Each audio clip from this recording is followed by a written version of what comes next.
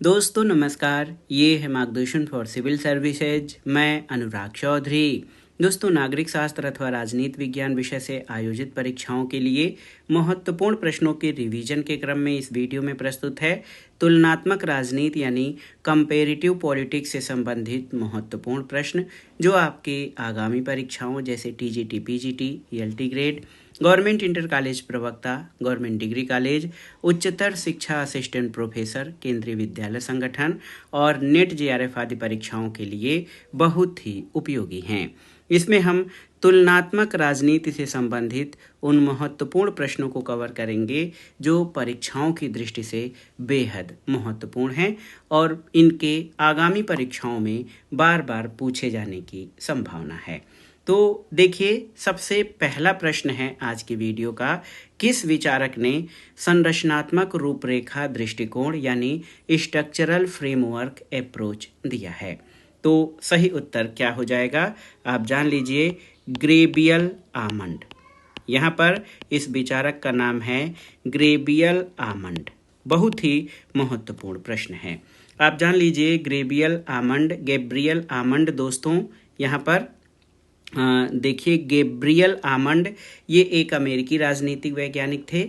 इन्होंने तुलनात्मक राजनीति, राजनीतिक विकास और राजनीतिक संस्कृति पर बहुत ही महत्वपूर्ण कार्य किया है। इन्होंने नागरिक संस्कृति पर भी विशेष तौर पर कार्य किया है और आमंड ने राजनीति में संरचनात्मक दृष्टिकोण प्रस्तुत किया और इसे यंत्रवत दृष्टिकोण भी कहा जाता है। तो याद रखिएगा, जी आमंड या गैब्रियल आमंड ने संरचनात्मक रूपरेखा दृष्टिकोण यानी स्ट्रक्चरल फ्रेमवर्क अप्रोच प्रस्तुत किया है।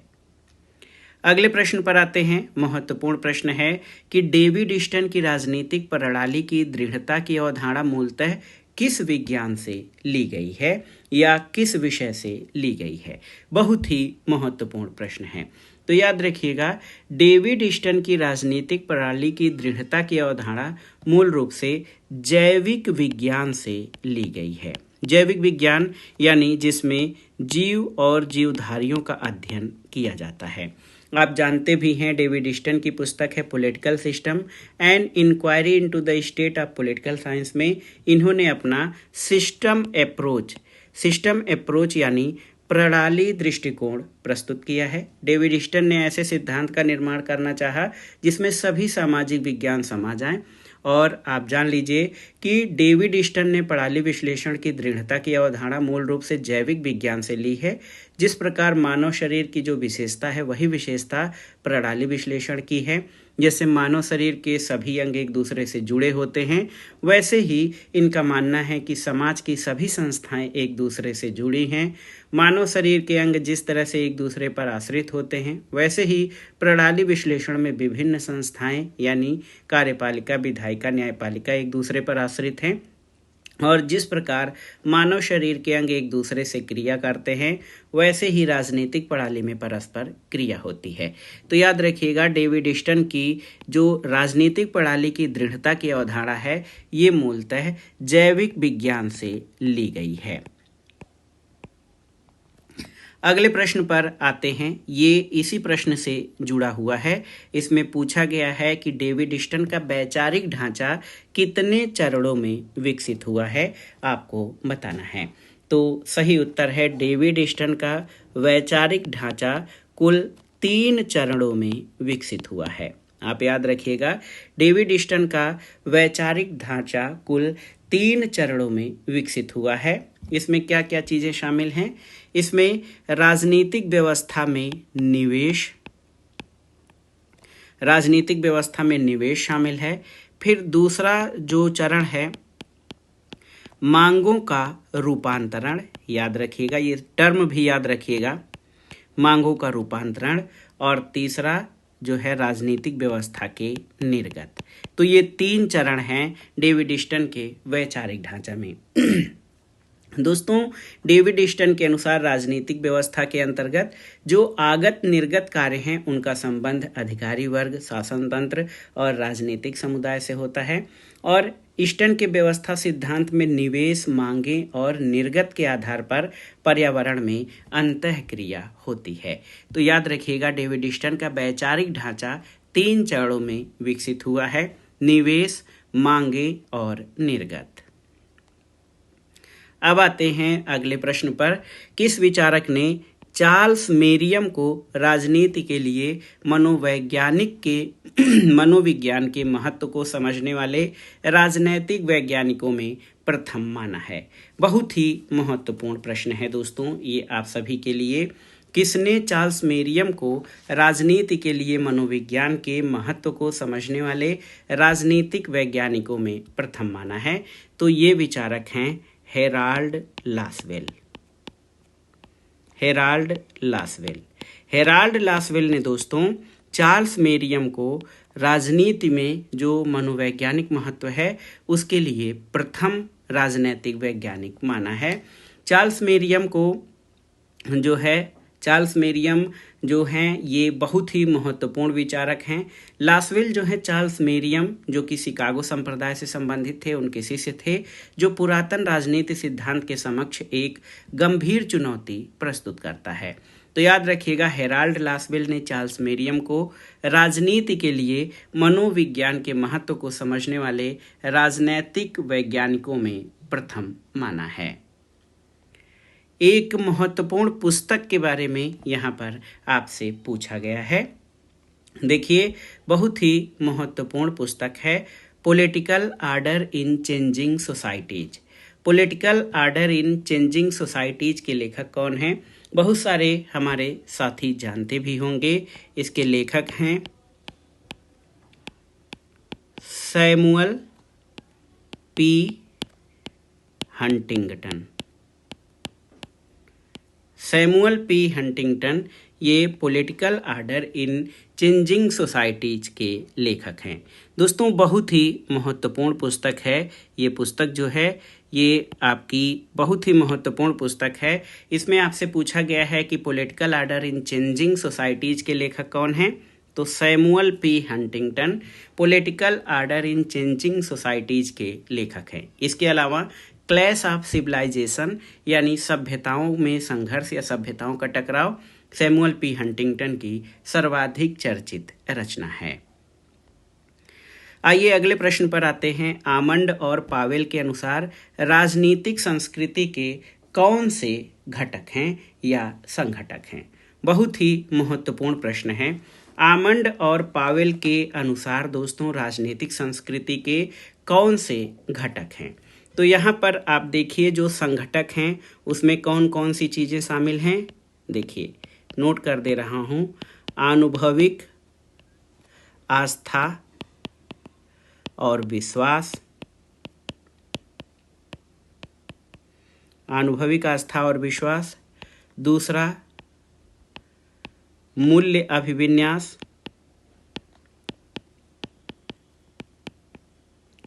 और तीसरा, प्रभावी अनुक्रियाएं।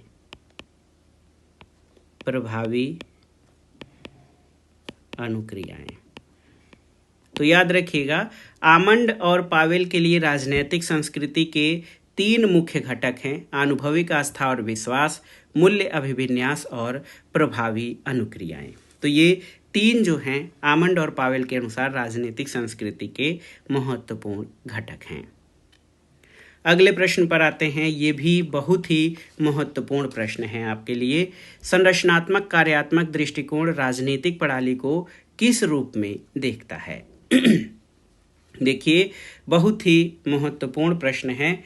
इसमें पूछा गया है कि संरचनात्मक कार्यात्मक दृष्टिकोण राजनीतिक प्रणाली को किस रूप में देखता है। तो किस रूप में देखता है इसको जान लीजिए। एक ऐसी व्यवस्था, ये दृष्टिकोण एक ऐसा सुसंगत रूप में जो है राजनीतिक प्रणाली को देखता है जो अपने वातावरण को प्रभावित करता है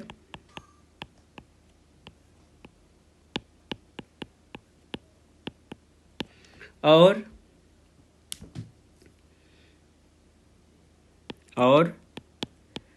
बदले में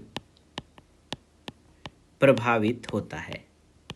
यानी ये जो इसका प्रभाव जो है ये प्रभावित होता भी है और प्रभावित करता भी है। तो आप जान लीजिए कि संरचनात्मक प्रकार्यात्मक दृष्टिकोण के प्रतिपादक आमंड और पॉवेल हैं। ये दृष्टिकोण राजनीतिक प्रणाली को एक सुसंगत रूप में देखता है जो अपने वातावरण को प्रभावित करती है और उससे प्रभावित होती है। तो व्यापकता, अंतर्निर्भरता और अस्पष्ट सीमा इस दृष्टिकोण की प्रमुख विशेषताएं हैं। अगले प्रश्न पर आते हैं, राजनीतिक ह्रास की अवधारणा किसके साथ जुड़ी है? तो राजनीतिक ह्रास की अवधारणा जो है इसके विचारक सैमुअल पी हंटिंगटन हैं। सैमुअल पी हंटिंगटन राजनीतिक विकास से भी जुड़े हैं और इन्होंने राजनीतिक ह्रास या पॉलिटिकल डीके की संकल्पना भी प्रस्तुत की है। बहुत ही महत्वपूर्ण विचारक हैं सैमुअल पी हंटिंगटन। इन्होंने राजनीतिक ह्रास की अवधारणा का प्रतिपादन भी किया है। अगले प्रश्न पर आते हैं कि जैव राजनीति की अवधारणा के प्रतिपादक कौन हैं? जैव राजनीति की अवधारणा को किसने प्रस्तुत किया है? तो ये हैं मिशेल फूको।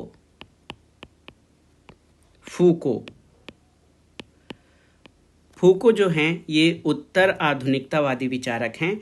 जैव राजनीति की अवधारणा फूको ने प्रस्तुत की है। फूको फ्रांस का प्रमुख विचारक और दार्शनिक था और इसमें ये कहा जाता है कि राज्य की अवधारणा में राज्य की संस्था अपनी बात कैसे मनवाती है। तो याद रखिएगा जैव राजनीति की अवधारणा के प्रतिपादक मिशेल फूको हैं।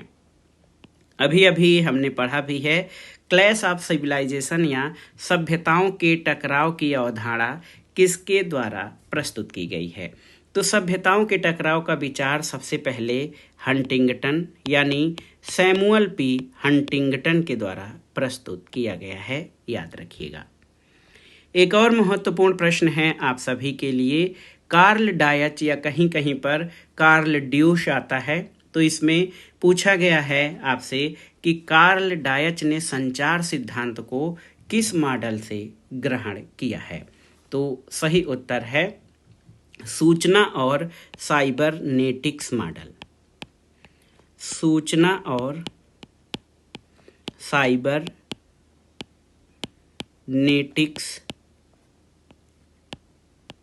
मॉडल से जो है दोस्तों आप जान लीजिए, सूचना और साइबरनेटिक्स मॉडल से कार्ल डायच ने अपने संचार सिद्धांत को ग्रहण किया है।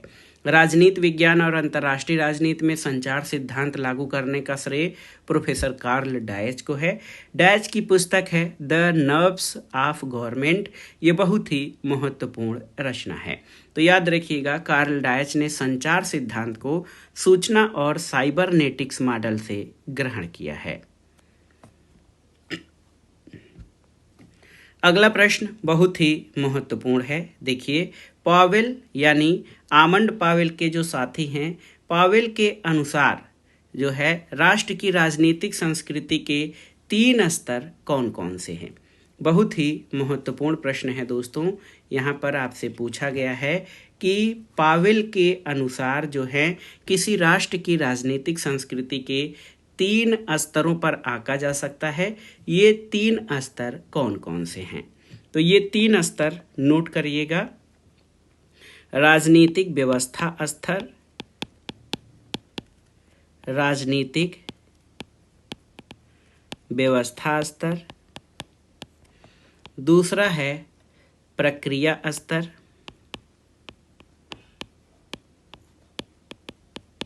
और तीसरा नीति स्तर।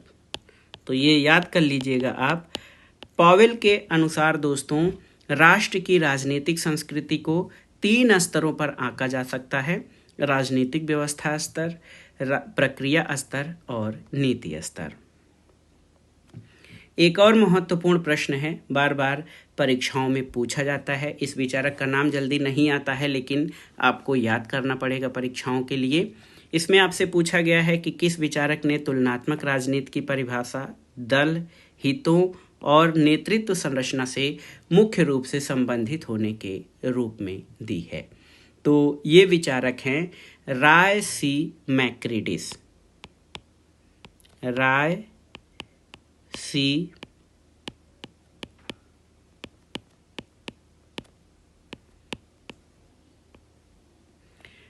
सी मैक्रेडिस।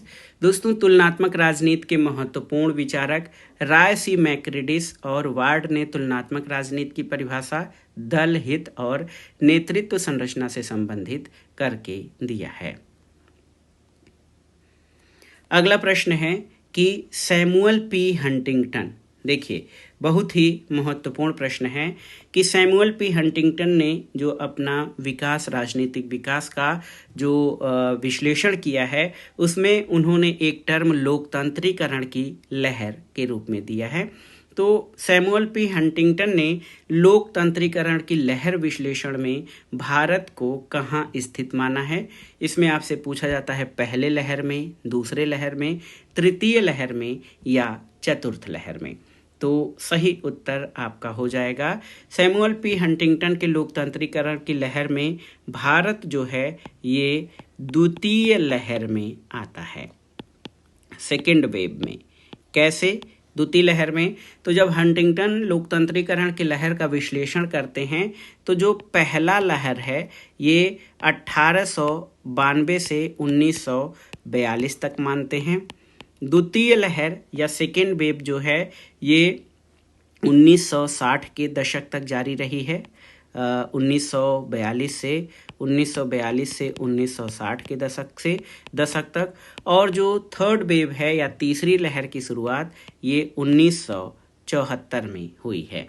तो भारत इस तरह से लोकतंत्रीकरण की लहर में द्वितीय लहर में आता है। अगला प्रश्न है डिक्लाइन ऑफ पॉलिटिकल थियरी के लेखक कौन है?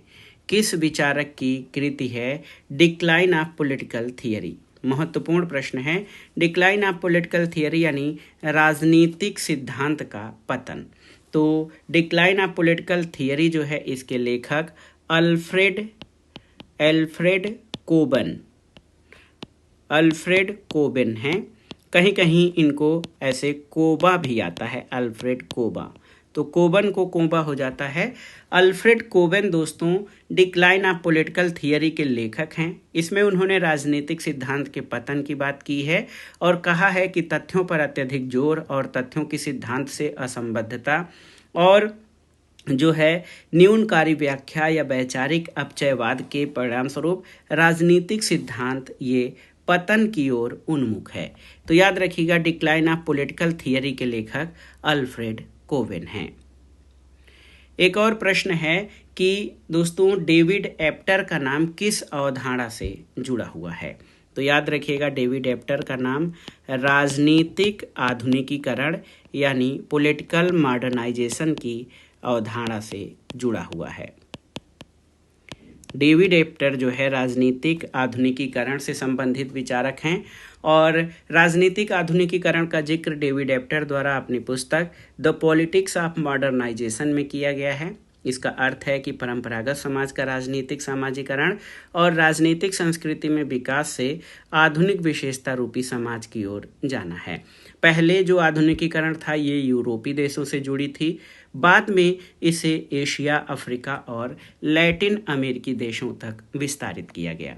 तो याद रखिएगा डेविड एप्टर का नाम राजनीतिक आधुनिकीकरण की अवधारणा से जुड़ा हुआ है।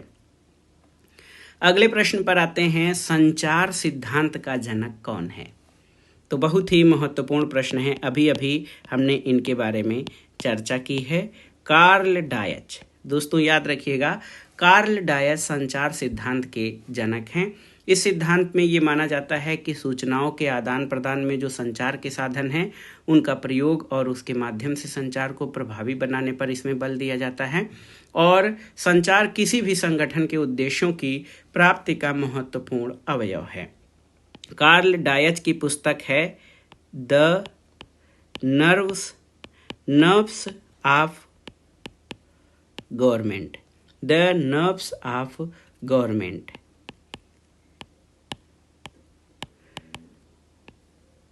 नर्व्स यानी जो शिराएं हैं या जो हमारा तंत्रिका तंत्र का जो भाग है, गवर्नमेंट के दो नर्व्स हैं, ये वो जो है इसको उन्होंने संचार से जोड़ा है। द नर्व्स ऑफ गवर्नमेंट, ये मॉडल संचार सिद्धांत के प्रतिपादक कार्ल डायच के द्वारा लिखी गई है। एक और प्रश्न पूछा गया है कि संरचनात्मक प्रकार्यात्मक सिद्धांत का संबंध किससे है, यानी किस गतिविधि या प्रक्रिया से है। इसमें पूछ लिया जाएगा कि राज्य की उत्पत्ति से है, राज्य की कार्यविधि से है, राज्य के उद्देश्य से है या राज्य के भविष्य से। तो आप जानते हैं कि तुलनात्मक राजनीति में संरचनात्मक प्रकार्यात्मक सिद्धांत जो है आमंड और पावेल के द्वारा दिया गया है और ये राज्य की कार्यविधि से संबंधित है। राज्य की कार्यविधि से संबंधित है संरचनात्मक प्रकार्यात्मक सिद्धांत। अगला प्रश्न और आज की वीडियो का आखिरी प्रश्न है दोस्तों, नव संस्थावाद किस पर बल देता है, आपको बताना है। बहुत ही महत्वपूर्ण प्रश्न है, नव संस्थावाद किस पर बल देता है। तो आप जान लीजिए कि नव संस्थावाद जो है ये संस्थाओं पर बल देता है। यहाँ पर मैं नोट कर दे रहा हूँ, संस्थाओं पर, न कि संस्थाओं पर बल देता है, न कि व्यक्तियों पर।